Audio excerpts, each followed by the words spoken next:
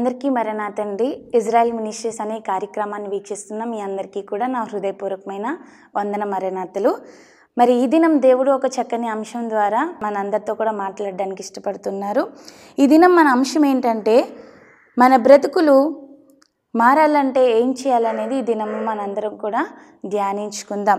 మరి వాక్య లేఖనాల్లో పరిశీలించినట్లయితే యెషయా గ్రంథము 40వ అధ్యాయము 4వ వచనాన్ని మనం చదువుకున్నట్లయితే 4-5 వచనాల్లో దేవుడు వాక్యము ఈ విధంగా రాయబడి ఉంది.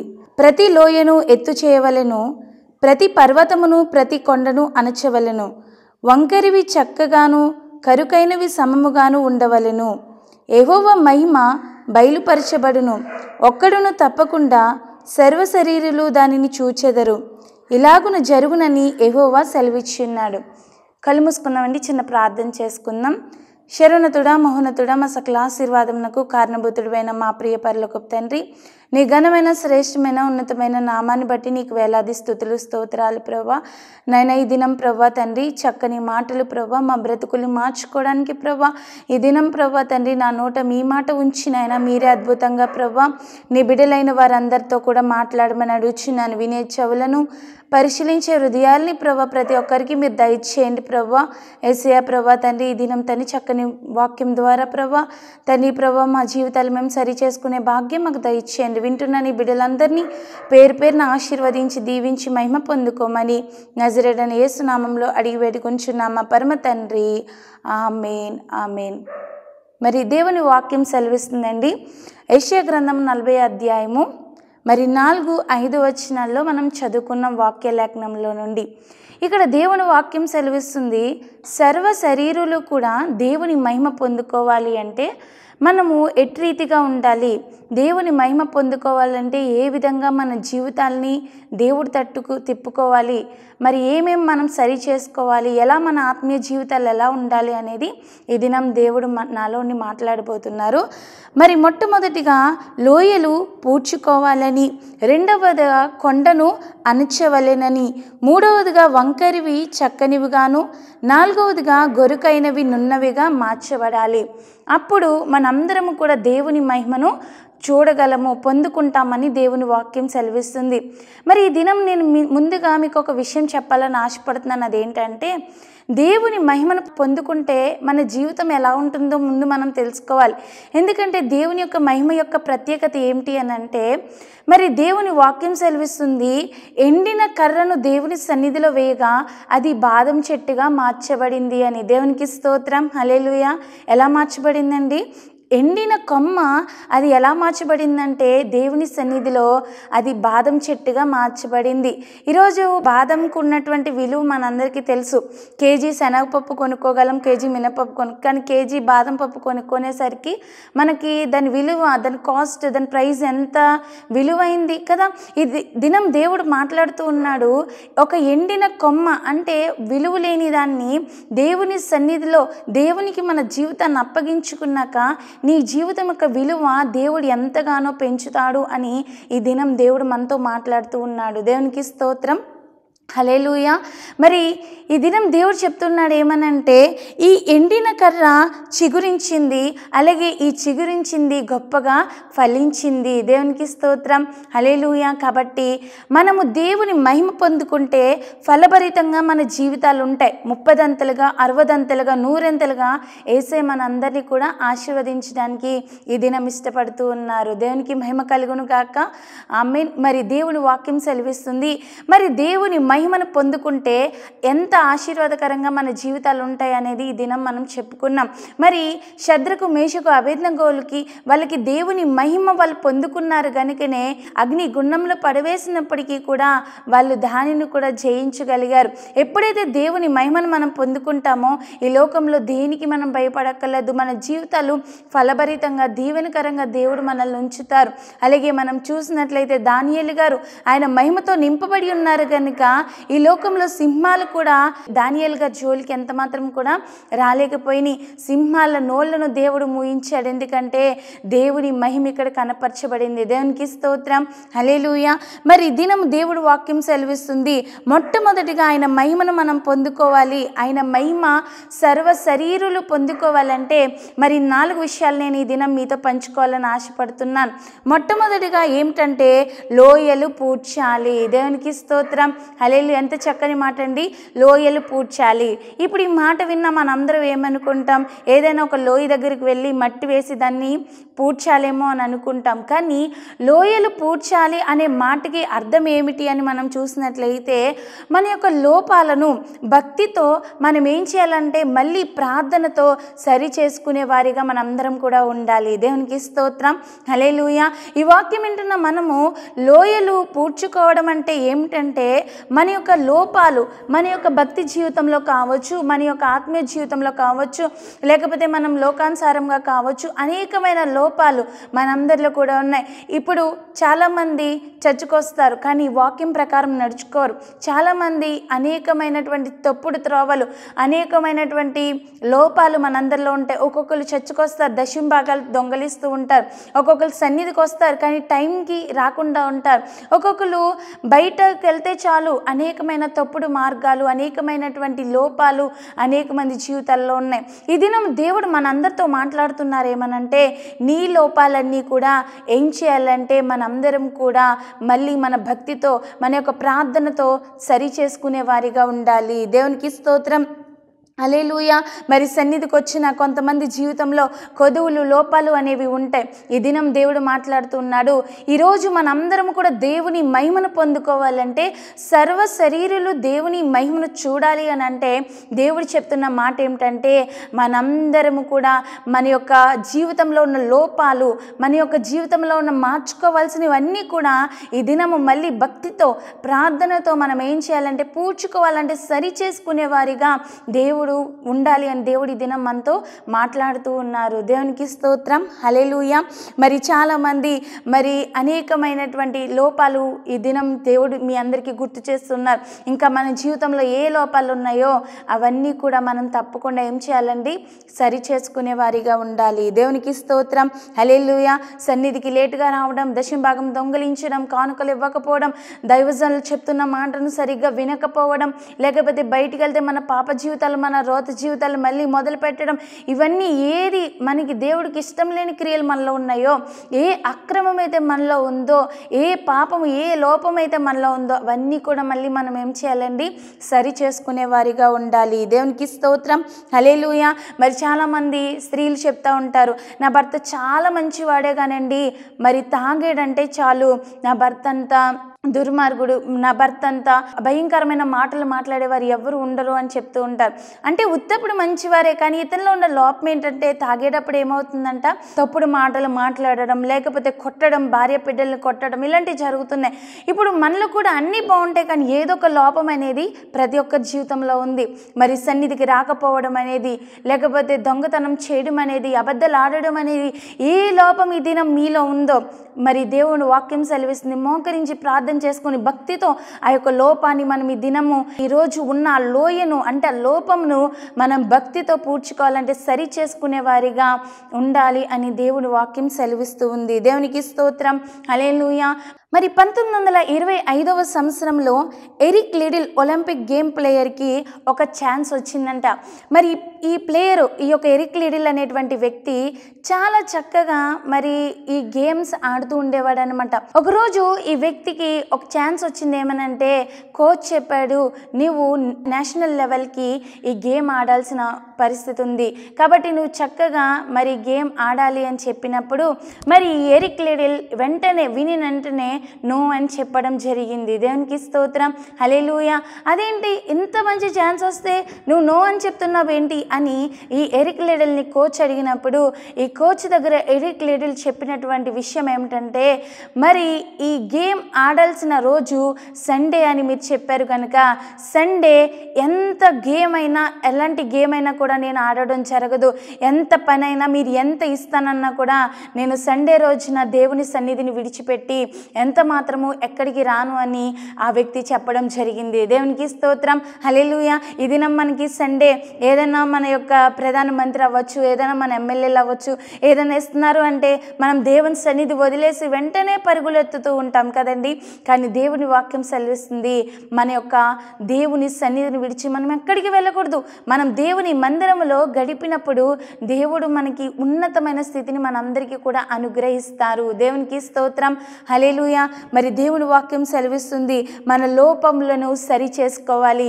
ఈ దినం ఏ లోపం మనలో ఉందో దేవుడు అంటున్నారు మనందరం కూడా సరి చేసుకునే వారిగా మనందరం కూడా ఉండాలి. మరి లోపం సరి చేసుకోవాలి అని అంటున్నాను కదా, మరి ఈ లోపాన్ని ఎలా సరి చేసుకోగలము అని మరి వాక్యాన్ని బట్టి చూసినట్లయితే ఈ లోపము ఎలా సరి చేసుకోగలమంటే దేవుని వాక్యం ద్వారానే మనం సరి చేసుకోగలం. మరి యెషయా గ్రంథము 66వ అధ్యాయము 2వ వచనంలో దేవుని వాక్యం సెలవిస్తుంది ఏమనంటే, యెషయా గ్రంథము 66వ అధ్యాయము 2వ వచనంలో, ఎవడు దీనుడై నలిగిన హృదయము గలవాడై నా మాట విని వణుకుచుండునో వానినే నేను దృష్టించుచున్నాను. దేవునికి స్తోత్రం, హల్లెలూయా. మరి ఎవరైతే చక్కగా దేవుని మాట విని దాని యందు దృష్టి ఉంచి విరిగిన నలిగిన కలిగి ఎవరైతే వాళ్ళ జీవితాల్ని మార్చుకుంటారో, ఎవరైతే లోపాలు సరి చేసుకుంటారో వారిని దేవుడు దృష్టి ఉంచుతారు. ఈరోజు మన లోపాలు సరిచేయబడాలి అని అంటే కేవలం అది దేవుని యొక్క వాక్యం ద్వారానే. ఈరోజు ప్రియమైన దేవుని బిడ్డలారా, వాక్యం వింటున్న మనలో లోపాలు ఉన్నాయేమో, ఆ లోపాలన్నీ కూడా దేవుని వాక్యం ద్వారా మనం సరి చేసుకోవాలి. మోకరించి ప్రార్థన చేసి మన పాపములు, మన యొక్క లోపములు దేవుని ఎదుట ఒప్పుకునే వారిగా మనందరం కూడా ఉండాలి. దేవునికి స్తోత్రం, హల్లెలూయా. కాబట్టి ఈరోజు వాక్యం వింటున్న మనందరితో కూడా దేవుడు మాట్లాడుతూ ఉన్నారు. మొట్టమొదటిగా ఏం చెప్పుకున్నామండి, మన యొక్క లోయలను పూడ్చుకోవాలంటే మన లోపాలను మనము సరి చేసుకోవాలి. ఎప్పుడైతే మన లోపాలను సరి చేసుకుంటామో అప్పుడు మనందరం కూడా దేవుని మహిమను పొందుకోగలుగుతాం. దేవునికి స్తోత్రం, హల్లెలూయా. మరి రెండవదిగా ఈ వాక్యంలో ధ్యానించుకున్న రీతిగా మనము ఈ యొక్క కొండలు అణచవలెను అని రాయబడి ఉంది. దేవునికి స్తోత్రం, కొండలు అణచబడాలి. మరి కొండలు అణచబడాలి అని అంటే మనం ఏం చేయాలండి, కొండల దగ్గరికి వెళ్ళి అణచాలా కాదు. కానీ ఈ యొక్క వాక్యం యొక్క అర్థం ఏమిటి అని అంటే, కొండలు అనేది దేనికి సాదృశ్యంగా ఉందంటే గర్వానికి సాదృశ్యంగా కనిపిస్తూ ఉంది. అంటే మనందరం కూడా ఈ యొక్క గర్వాన్ని, మనలో ఉన్నటువంటి గర్వాన్ని తొలగించుకునే వారిగా ఉండాలి. చాలామందిలో గర్వం అనేది కనిపిస్తూ ఉంటుంది. కానీ దేవుని వాక్యం సెలవిస్తుంది, తనను తాను తగ్గించుకున్న వాడు హెచ్చింపబడును, హెచ్చింపబడు వాడు తగ్గించబడతాడు. పేద లాజరు ఈ లోకంలో ఎంతగానో తగ్గించుకున్నాడు. అందుకే దేవుడు లాజర్ను, దేవుడు ఆయన యొక్క స్థలంలో మరి ఆయన సింహాసనం మీదట కుడిపార్శ్వమున దేవుడు లాజర్ గారిని కూర్చోబెట్టుకున్నారు. దేవునికి స్తోత్రం, హల్లెలూయా. ఈ దినం వాక్యం వింటున్న మనం కూడా ఒక తగ్గింపు స్వభావంతో, తగ్గింపు కలిగి మనందరం జీవించినప్పుడు దేవుడు హెచ్చిస్తాడు. ఈరోజు మనలో గర్వం అనేది ఏలుబడి చేస్తుందేమో, అందుకే మనం దేవుని మహిమను చూడలేకపోతున్నామేమో, దేవుని మహిమను పొందుకోలేకపోతున్నామేమో. కానీ దేవుడు ఈరోజు వాక్యం ద్వారా మీతో మాట్లాడుతున్నారు ఏమనంటే, మనందరిలో కూడా ఏం చెప్పాలంటే, కొండను అణుచుకోవాలంటే మనలో ఉన్న గర్వం, ఆ స్వభావాన్ని మనం ఈరోజు తొలగించుకోవాలి. దేవునికి స్తోత్రం, హల్లెలూయా. ఈ దినము దేవుడు వాక్యం సెలవిస్తుంది, గొలియాతు అన్నాడు ఏమనంటే, నన్ను చంపడానికి మీలో మొగోడే లేడా అని ఇజ్రాయేలు ప్రజలపైకి ఏం చేస్తున్నాడంటే మరి తన మాటలు చెప్తున్నాడు, వ్యక్తపరుస్తున్నాడు. కానీ పొట్టివాడైన, చిన్నవాడైన దావీదు చేతిలో ఒక్క రాయితో కొట్టగానే ఈ యొక్క గొలియాతు చనిపోవడం జరిగింది, పడిపోయాడు. మరి ఈ గొలియాతుని చిన్నవాడైన దావీదు ఈ గొలియాతు తలను నరికి మరి తీసుకెళ్ళాడు ఇజ్రాయేల్ ప్రజల మధ్యకు. దేవునికి స్తోత్రం, హల్లెలూయా. మరి ఈ గొలియాతు విర్రవీగాడు, ఎందుకంటే నేను బలవంతుణ్ణి, మరి నా ఎత్తు, తన యొక్క బలాన్ని చూసి, తన కండల్ని చూసి మరి నేను నేను బలవంతుణ్ణి, నన్ను ఎవరు చంపగలనని విర్రవీగారు. కానీ మరి ఈ యొక్క దావీదు గారు అంటారు, నేను బలహీనుణ్ణి ప్రభువా, నేను చచ్చిన కుక్కని వంటి వాడిని ప్రభువా, కానీ నువ్వు నన్ను వాడుకుంటే నేనేం చేయగలను, గొల్యాతును చంపగలను. దేవునికి స్తోత్రం, హల్లెలూయా. యుద్ధము యెహోవాదే అని తన బలమును నమ్ముకోలేదు, దేవుని బలమును నమ్ముకుని తగ్గించుకుని ప్రభువా నువ్వే ఈ పని చేయాలి అని చెప్పి మరి దేవుని పైన ఆనుకుని వెళ్ళినప్పుడు గొల్యాతును జయించగలిగాడు. అలాగే మనం చూసినట్లయితే ధన గర్వం అనేది చాలా మందిలో ఉంటుంది. ఈరోజు నేను ధనవంతుణ్ణి, నాకేంట్లే అని చాలామంది గర్వపడుతూ ఉంటారు. ఆ గర్వం అనేది మనలో ఉండకూడదు. జ్ఞాన గర్వం అనేది ఉంటుంది. సొలొమోను గారు తన జ్ఞానమును బట్టి గర్వించారు. తన దేవుడిచ్చిన జ్ఞానమును వ్యర్థంగా అయినా మరి ఉపయోగించడం జరిగింది. మరి భార్యల్ని, ఉపపత్నుల్ని ఇవన్నీ కూడా ఇతను జ్ఞానం ద్వారా మంచి పనుల కన్నా ఎక్కువ చెడు కార్యాలు జరిగించడం జరిగింది. ప్రియమైన దేవుని బిడ్డలారా, దేవుడు మీకు జ్ఞానం ఇచ్చారా, దేవుడు మీకు ధనమునిచ్చాడా, దేవుడు మీకు బలమునిచ్చాడా, ప్రతి దాన్ని బట్టి దేవుని దగ్గర తగ్గించుకుని ఆయన మహింపరుస్తూ ఉండాలి తప్ప దాన్ని బట్టి మనం ఎంత మాత్రం గర్వించే వారిగా ఉండకూడదు. దేవునికి స్తోత్రం, హల్లెలూయా. అలాగే సౌందర్య గర్వము మనం చూసినట్లయితే బైబిల్ గ్రంథంలో వస్తీ గారికి సౌందర్య గర్వం ఉంది. మరి ఐశ్వర్యోషు రాజు గారు పిలిచినప్పటికీ ఎంత మాత్రం కూడా ఈ వస్తీ గారు ఎంత మాత్రం కూడా రాలేదు. ఎందుకంటే ఆమె సౌందర్యవంతురాలని ఆ యొక్క అందాన్ని బట్టి గర్వపడుతూ దేవుని సన్నిధికి ఆ యొక్క ఐశ్వర్యరాజు రాజు పిలిచినప్పుడు ఎంత మాత్రం కూడా రాలేదు. ఈరోజు వాక్యం విన్న మనలో కూడా ఇంకా సౌందర్య గర్వం ఉందేమో. కొంతమంది దేవుని సన్నిధికి వచ్చినప్పుడు కూడా ఎంతగానో దేవుని సన్నిధికి రావడానికి లేట్ చేస్తూ ఉంటారు. ఎందుకంటే అద్దం ముందు నిలబడి సమయాన్ని అంతా కూడా వేస్ట్ చేస్తూ ఉంటారు. మనం అందరం కూడా ఎంత రెడీ అయినా మరి మనము రేపొద్దున చనిపోయాక ఇవేవి కూడా మనతో రావు. మనం దేవుని సన్నిధిలో విలువైన సమయాన్ని గడిపినప్పుడు మరి దేవుని రాజ్యంలో మనందరం కూడా ఉండగలుగుతాం. దేవునికి స్తోత్రం, హల్లెలూయా. కాబట్టి మనలో ఎంత మాత్రం కూడా సౌందర్య గర్వం అనేది ఉండకూడదు. దేవునికి స్తోత్రం, హల్లెలూయా. అలాగే భక్తి గర్వము, హిజ్కియా గారు భక్తి గర్వం గర్వించారు. ఈ దినము మనం భక్తి చేస్తున్నాం కదా అని మనం ఎంత మాత్రం కూడా గర్వించకూడదండి. మరి చాలామంది అంటారు, నేనే కానుకలు ఇస్తున్నాను, నేనే దశమ భాగం ఇస్తున్నాను, నేనే పాస్టర్ గారికి సహకారిగా ఉంటున్నాను అని చాలామంది గర్విస్తూ ఉంటారు. ఇది నేను వాక్యం వింటున్నా మీలో ఏమైనా నా వల్లే సంఘం నడుస్తుంది, నా వల్లే నేనే పరిచర్య చేస్తున్నానని మనలో ఎవరిలైనా గర్వం ఉందేమో దేవుడి దినం మాట్లాడుతున్నాడు. భక్తి అనే ఈ యొక్క గర్వము మన ఎవరిలో కూడా ఉండకూడదు. దేవునికి స్తోత్రం, హల్లెలూయా. అలాగే రాజు గర్వము, నెబుకద్నెజర్ రాజుకి రాజు గర్వం వచ్చింది. అందుకే దేవుడు ఆ యొక్క మిద్దె దింపి గడ్డి తినిపించే పరిస్థితి దేవుడు అతనికి ఇచ్చారు. గల కారణం ఏంటంటే ఈ రాజ్యం అంతా నేనే కట్టగలిగాను అన్నాడు. మరి దేవుడు చేసిన మేలును మర్చిపోయి తగ్గింపు లేకుండా అతను గర్వించారు. ఈరోజు గర్వపు హృదయం మనలో ఉందేమో. నాశనమునకు ముందు గర్వము వడిగా నడుచునని వాక్యం రాయబడి ఉంది. ప్రియమైన దేవుని బిడ్డలారా, ఈ యొక్క రాజ్య గర్వం అనేది మనలో ఎంత మాత్రం కూడా ఉండకూడదు. అలాగే జనబల గర్వము, నాకేంటి భయం, నా వెనకాల ఎమ్మెల్యేలు ఉన్నారు, నా వెనకాల ఎంపీలు ఉన్నారు, నాకు వీళ్ళు తెలుసు, సీఎంలు తెలుసు అని చాలామంది జనాన్ని బట్టి గర్విస్తూ ఉంటారు. కాదు, కానీ దావీదు గారిలా మనం చెప్పాలి, నా పక్షమున దేవుడు ఉన్నాడు, నా పక్షాన దేవుడు యుద్ధం చేస్తాడు, నా పక్షాన దేవుడు కార్యం చేస్తాడని మనం దేవునిని బట్టి అతిశయించాలి. దేవుని వాక్యం సెలవిస్తుంది, అతిశయించేవాడు ప్రభువుని బట్టి అతిశయించాలి అని రాయబడి ఉంది. ఈ దినం మనం దేవుని బట్టి అతిశయించే వారిగా ఉండాలి. దేవునికి స్తోత్రం, హల్లెలూయా. కాబట్టి దేవుడు వాక్యం సెలవిస్తుంది, నేను నాది అనేటువంటి గర్వం ఈ దినం మనలో ఉన్నాయేమో, ఆ కొండను అణచివేయాలి అని దేవుడు వాక్యం సెలవిస్తుంది. అంటే ఆ గర్వాన్ని మనం ఏం చేయాలంటే తొలగించుకునే వారిగా ఉండాలి. దేవునికి స్తోత్రం. ఇంగ్లీష్లో ఏ యొక్క వర్డ్కి ఒక అర్థం అనేది లేదు. ఏ అంటే మీరు ఏమైనా పలుకుతారండి, ఏ అనే వర్డ్కి, బి అనే వర్డ్కి, సి అనే వర్డ్కి, అలా జెడ్ వరకు చూస్తే ఏ వర్డ్కి కూడా ఒక మీనింగ్ ఇచ్చేటువంటి అర్థం అనేది లేదు కదా. కానీ ఐ అనే పదానికి మాత్రము ఒక అర్థం ఉంది. ఐ అంటే ఏంటి, నేను. దేవునికి స్తోత్రం, హల్లెలూయా. చాలామందిలో నేను అనేటువంటి నా వల్లే జరుగుతుంది, నేనే మెయిన్ కారణం అనేటువంటి గర్వం ఏమైనా ఉందేమో. ఈ దినం దేవుడు మాట్లాడుతున్నాడు. ఆ గర్వాన్ని మనం ఏం చేయాలంటే అణచివేయబడాలి, అంటే తొలగించుకునే వారిగా మనందరం కూడా ఉండాలి. దేవునికి స్తోత్రం, హల్లెలూయా. మరి పౌలు గారు మరి కాంటినెంట్స్ 2 ఖండాలని ఆయన కదిలించారు.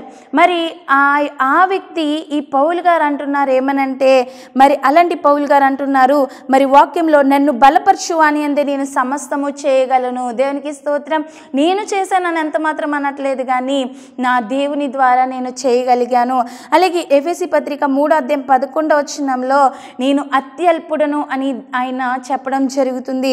అలాగే 1 కొరింథీ 15:9 నేను తక్కువ వాడను అని పౌలు గారు చెప్తూ ఉన్నారు. దేవునికి స్తోత్రం. హల్లెలూయా. అలాగే నేను ప్రధాన పాపిని అని అన్నారు. అలాగే అబ్రహాము గారు అంటారు, నేను ధూళిని దుమ్ముని అని ఆయన తగ్గించుకుంటారు. దావీదు గారు, నేను చచ్చిన కుక్క వంటి వాడిని ప్రభువా అని తగ్గించుకుంటున్నారు. ఈరోజు మనం ఏముందని మనం అతిశయపడాలి, మనం ఎంత మాత్రం గర్వం అనేది మనలో ఉండకూడదు, కానీ వాక్యం వింటున్న మనందరిలో ఒక తగ్గింపు స్వభావం అనేది కనిపించాలి. క్రైస్తవుడు ఎప్పుడు తగ్గించుకుని ఉండాలి, ప్రేమ కలిగి ఇతరును ప్రేమించే వారిగా ఉండాలి. మరి ఎప్పుడైతే అటువంటి స్వభావం మనం వ్యక్తపరుస్తామో మనల్ని బట్టి అనేక ఆత్మలు దేవుని మందిరానికి వస్తాయి. దేవునికి స్తోత్రం. హల్లెలూయా. ఎంత మాత్రం కూడా మనలో గర్వం అనేది ఉండకూడదు. దేవునికి స్తోత్రం. హల్లెలూయా. మరి ఒక రాజుగారు అంటండి తన యొక్క విలువైన వస్తువుని పోగొట్టుకున్నారు. ఎలా పోగొట్టుకున్నారంటే, ఒక ఎలక వచ్చి ఆ యొక్క వజ్రాన్ని మింగేసి వెళ్ళిపోయింది. ఎప్పుడైతే ఆ యొక్క వజ్రాన్ని ఈ ఎలక మింగేసి వెళ్తుందో వెంటనే రాజుగారు కూడా దాన్ని ఫాలో అవుతున్నారు. ఈ ఎలకని పట్టుకోవడం కోసం వెళ్తూ ఉన్నారు, దాని వెనకాల పరిగెత్తుతున్నారు. ఈసారి వెళ్తూ ఉన్నప్పటికీ ఈ ఎలక ఎక్కడికి వెళ్ళిందంటే, మరి అనేకమైన ఎలకలు ఉన్న చోటకి వెళ్ళిపోయింది. దేవునికి స్తోత్రం. హల్లెలూయా. ఇప్పుడు చాలా కష్టమైపోయింది రాజుగారికి. ఎందుకంటే వజ్రం మింగేసింది ఎలక, కానీ ఈ ఎలక ఒక్కతే వెళ్తే దాన్ని ఫాలో అయ్యేదిలో పట్టుకోవచ్చు, కానీ ఈ ఎలక చాలా కొన్ని వందల ఎలకలు ఉన్న దగ్గరికి దాని ప్రదేశానికి అది వెళ్ళిపోయింది. అయితే ఈ ఎలకని ఇన్ని ఎలకల్లో ఎలా గుర్తించడము, ఎలా పట్టుకోవాలి ఈ ఎలకనని అతనికి కన్ఫ్యూజన్ వచ్చేస్తుంది. ఎందుకంటే మనకిలాగా ఇప్పుడు నేను ఒకలా ఉంటాను, మీరు ఒకలా ఉంటారు, మరి మీ ఫేస్ వేరేగా ఉంటుంది, నా ఫేస్ వేరేగా ఉంటుంది, కానీ నా హైట్ వేరేగా, మీ హైట్ వేరేగా, నా కలర్ వేరేగా, మీ కలర్లు వేరేగా, మనందరికీ కొంచెం ప్రత్యేకతలు ఉన్నాయి. కానీ ఎలకలైతే అన్నీ ఒకేలా ఉంటాయి కదండి. మరి అన్నీ ఒకేలా ఉంటుంటే ఈ రాజుగారికి అర్థం కావట్లేదు, ఏ ఎలక నా వజ్రం మింగేసిన ఎలక ఏది అని చెప్పి అతనికి కన్ఫ్యూజన్ వస్తున్నప్పుడు వెంటనే ఎలకలు పట్టే వ్యక్తిని పిలిపించాడు. ఎప్పుడైతే ఎలకలు పట్టే వ్యక్తి వచ్చాడో అతను చూశాడు, పరిశీలించాడు, ఒక ఎలకను తీసుకున్నాడు. మరి దాన్ని నోరు తెరవగానే అందులో ఏముందంటండి, వజ్రం అనేది ఉంది. దేవునికి స్తోత్రం. హల్లెలూయా. రాజుగారు వెంటనే అడగడం మొదలు పెట్టారంట, ఇన్ని ఎలకలు ఉన్నాయి కదా, ఇన్ని ఎలకలు ఉన్నప్పుడు మరి ఆ యొక్క వజ్రం మింగిన ఎలక అదే అని మీరు ఎలాగా గుర్తుపట్టారు అని అన్నప్పుడు మరి ఈ యొక్క రాజుగారితో ఆ యొక్క వ్యక్తి చెప్పాడంటే ఏమనంటే, ఈ అన్ని ఎలకలు ఒక చోటనుంటే ఈ ఎలక మాత్రం ఏం చేస్తుంది, వేరేగా ఉంది. ఈరోజు మనం కూడా అంతే, ఏదైనా మనకు వచ్చింది అని అంటే, ధనం వచ్చినా, మధ్యలో ఏది వచ్చినా మనలో ఏముంటుందంటండి, గర్వం అనేది వస్తూ ఉంటుంది. ఈరోజు వాక్యం వింటున్న మనలో ఏమాత్రం కూడా కొంచెం కూడా గర్వం అనేది మనలో రాకూడదని దేవుని వాక్యము సెలవిస్తూ ఉంది. మరి మూడవదిగా మరి దేవుని మహిమ మనందరం కూడా పొందుకోవాలంటే రాయబడి ఉంది, మరి వంకరివి చక్కనివిగా అని దేవుని వాక్యం సెలవిస్తుంది. మరి వంకరివి చక్కనివిగా అంటే మన పాపమును సరి చేసుకోవాలి. మన ఇంకా వంకరి చూపులు, వంకరి నడతలు, అలాగే అనేటువంటి పాపములు మనలో ఏలుబడి చేస్తున్నాయేమో ఈ దినం దేవుడు చెప్తున్నాడు, మన వంకరి మార్గములను మనము సరి చేసుకునే వారిగా ఉండాలి. దేవునికి స్తోత్రం. ఈ వంకరివి తిన్ననివిగా మార్చబడాలి అని దేవుని వాక్యము సెలవిస్తుంది. మన వంకరి బ్రతుకులను మనము దేవుని వైపు త్రిప్పుకోవాలంటే మంచిగా మనం సరి చేసుకోవాలి, తిన్ననివిగా మనం మార్చబడాలి. మరి రిబ్కా కోసం చక్కని మాట రాయబడి ఉంది, రిబ్కా చక్కనిది అని రాయబడి ఉంది. దేవునికి స్తోత్రం. హల్లెలూయా. ఇది నువ్వు వాక్యం వింటున్న మనలో ఇంకా వంకరి నడతలు ఉన్నాయేమో. మరి దీనా కోసం మనం చూసినట్లయితే, దీనా ఆ యొక్క ప్రాంతములన్నీ చూద్దామని యాకోబు కుమార్తె మరి దీనా అన్నీ చూసి వద్దామని చెప్పి వెళ్ళిన ఆమె పాపంలో పడి తన యొక్క కుటుంబీకులు అందరూ కూడా అంతమయ్యేలా ఒక్క స్త్రీ తన యొక్క వంకర నడతలు బట్టి, చూపులు బట్టి, సరదాగా చూద్దామని వెళ్ళిన ఆ యొక్క కుమార్తెని బట్టి అనేకమైన ప్రజలు నాశనం అవడం జరిగింది. ఈరోజు వాక్యం వింటున్న ప్రియమైన దేవుని బిడ్డలారా, యవనస్తులారా, మీలో ఇంకా ఎవరిలో అయినా వంకరి చూపులు ఉన్నాయేమో, వంకర నడతలు ఉన్నాయేమో, ఇంకా వంకర జీవితం జీవిస్తున్నామేమో, దేవుడి దినం మాట్లాడుతున్నాడు. సర్వ శరీరులు దేవుని మహిమను పొందుకోవాలంటే తప్పకుండా మనందరం కూడా చక్కని వారిగా, పరిశుద్ధముగా మనందరం కూడా మన పాపాల నుండి సరి చేసుకుని దేవుని తట్టు తిప్పబడాలి. దేవునికి స్తోత్రం, హల్లెలూయా. జక్కయ్య గారి జీవితము ఒకప్పుడు పాపి అయిన జక్కయ్య అని రాయబడి ఉంది. అనేక మంది దగ్గర పాపపు పనులు వసూలు చేస్తూ మరి అనేక మంది జీవితంలో ఒక పాపి అని ముద్రని ముద్రించుకోబడిన ఈ జక్కయ్య గారు మరి ఇప్పుడు ఎలా జీవిస్తున్నారంటే, నీవు కూడా అబ్రహాము కుమారుడివే అని దేవుడు చక్కని సాక్ష్యం ఇవ్వడం జరిగింది. జక్కయ్య గారి ఇంటికి యేసయ్య రక్షణనిచ్చారు. దేవునికి స్తోత్రం, హల్లెలూయా. మరి అలాగే ఒకప్పుడు భయంకరమైనటువంటి దుర్మార్గుడు, హింసకుడు, హానికరుడైన సౌలు జీవితము, ఆ పాపపు జీవితము మరి చక్కగా మార్చబడింది. ఈరోజు ప్రియమైన దేవుని బిడ్డలారా, ఎంత విచ్చలవిడిగా మీరు ఇప్పటి వరకు జీవించినప్పటికీ, ఎంత వంకరి బ్రతుకులు మనం జీవించినప్పటికీ మన యేసయ్య క్షమించగలిగిన దేవుడు. ఈ దినము మన యేసయ్య మన కోసం ప్రాణం పెట్టిన దేవుడు కనుక మోకరించి, ప్రభువా నేను పాపిని, ప్రభువా నేను పాపం చేశాను, నా వంకరి జీవితాన్ని తిన్ననగా నువ్వు మార్చు ప్రభువా, అనేక మందికి ఆశీర్వాదకరంగా నువ్వు మార్చు ప్రభువా అన్నప్పుడు దేవుడు తప్పనిసరిగా మారుస్తారు. దేవునికి స్తోత్రం, హల్లెలూయా. కాబట్టి మనందరం కూడా యెషయా గ్రంథం 59వ అధ్యాయము 8వ వచనంలో దేవుని వాక్యం సెలవిస్తుంది, వంకను త్రోవ నడుచువారు శాంతిని నొందరు. దేవునికి స్తోత్రం. ఎవరైతే వంకర త్రోవ నడుస్తారో వారిలో శాంతి ఉండదండి. ఎవరైతే అన్యాయంగా ధనాన్ని సంపాదించాలనుకుంటారో వారిలో శాంతి ఉండదు.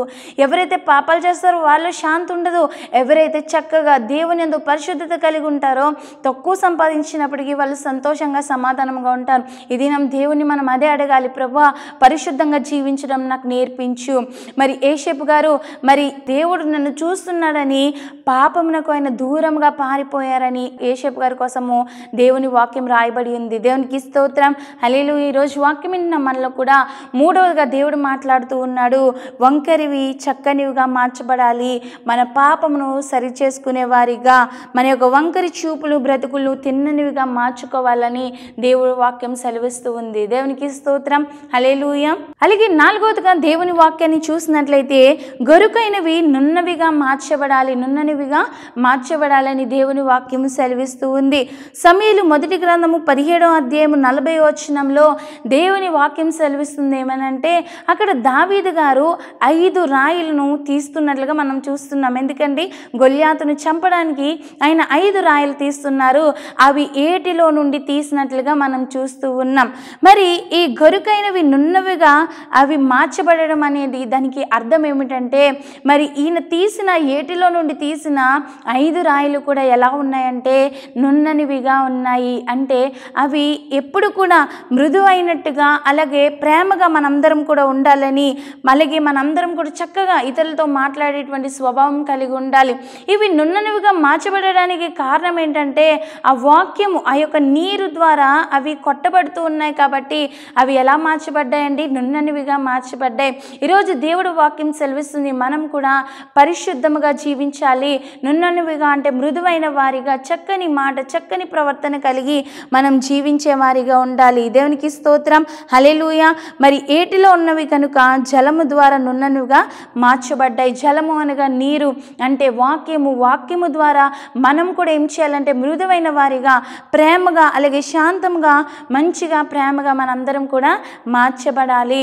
మరి దినం దేవుడు మాట్లాడుతున్నాడు, సర్వ శరీరులు దేవుని మహిమను చూడాలి, పొందుకోవాలి అంటే ఈ 4 విషయాలు కూడా మనందరం కూడా కలిగి ఉండాలి. ఈ 4 విషయాలు మనందరం కూడా మనల్ని మనం సరి చేసుకున్నప్పుడు దేవుని యొక్క మహిమను మనందరం కూడా పొందుకుంటాము. ఈ పరిశుద్ధ మాటలు దేవుడు మనందరి వినికుల్లో దీవించునుగాక. ఆమేన్. చిన్న ప్రార్థన చేసుకుందాం. అందరూ కూడా కళ్ళు మూసుకుందాం. శరణతుడా మహోన్నతుడా మా సకల ఆశీర్వాదమునకు కారణభూతుడైన మా ప్రియ పరలోకపు తండ్రి, నీ ఘనమైన శ్రేష్టమైన ఉన్నతమైన నామాన్ని బట్టి నీకు స్తోత్రాలు ప్రభా. ఈ దినం ప్రభా నీ మహిమను మేము అందరం పొందుకోవాలంటే, నీ మహిమను మేము చూడాలి అని అంటే ఈ దినం తని చక్కని మాటలు మీరు మాతో మాట్లాడారు ప్రభా. యేసయ్య ప్రభా లోయలు పూడ్చుకోవాలని ప్రభా, యేసయ్య ప్రభా మా లోపాలు అన్నీ కూడా ప్రభా మేము భక్తి జీవితంతో మళ్ళీ సరి చేసుకునే వారిగా ఉండాలి ప్రభా. మా వంకరి త్రోవలు ప్రభా యేసయ్య తండ్రి పరిశుద్ధంగా మేము మార్చబడాలి ప్రభా. యేసయ్య పరిశుద్ధమైనటువంటి వారిగా చక్కని నడతలు మేము నడుచుకునే భాగ్యం అందరికీ దయచేయండి ప్రభా. యేసయ్య ప్రభా తండ్రి ప్రభా ఇంకా తండ్రి మాలో ఏ పాపాలు ఉన్నాయో ప్రభా ఈ దినం ప్రభా మీరు మాతో మాట్లాడి ప్రభా తండ్రి మా పాపములన్నీ సరి చేయండి ప్రభా. మాలో ఉన్న గర్వాన్ని అణిచివేయండి ప్రభా, తొలగించండి ప్రభా. నీకు స్తోత్రాలు ప్రభా. ఇంకా తండ్రి ప్రభా నీ వాక్యం ద్వారా మేము మృదువైన వారిగా ప్రేమగా పరిశుద్ధంగా మార్చేవాడే ధన్యతను మా అందరికీ దయచేయండి ఆయన. ఈ వాక్యం వింటున్న నీ బిడ్డలందరూ కూడా ప్రభా చక్కగా ఈ మాటల ద్వారా ప్రభా మమ్మల్ని మేము సరి చేసుకుని నైనా ఆధ్యాత్మికంగా నీలో బలపడే ధన్యతను మా అందరికీ దయచేయమని ఈ యొక్క ప్రార్థన ఆలకించినైనా ప్రతి ఒక్కరి జీవితంలో గొప్ప కార్యములు జరిగించి మీరు మాత్రమే మహిమ పొందుకోమని నజరేయుడైన యేసు నామములో అడిగి వేడుకొనుచున్నాము పరమ తండ్రి. ఆమేన్ ఆమేన్. అందరికీ కూడా మరణాత అండి, మరణాత.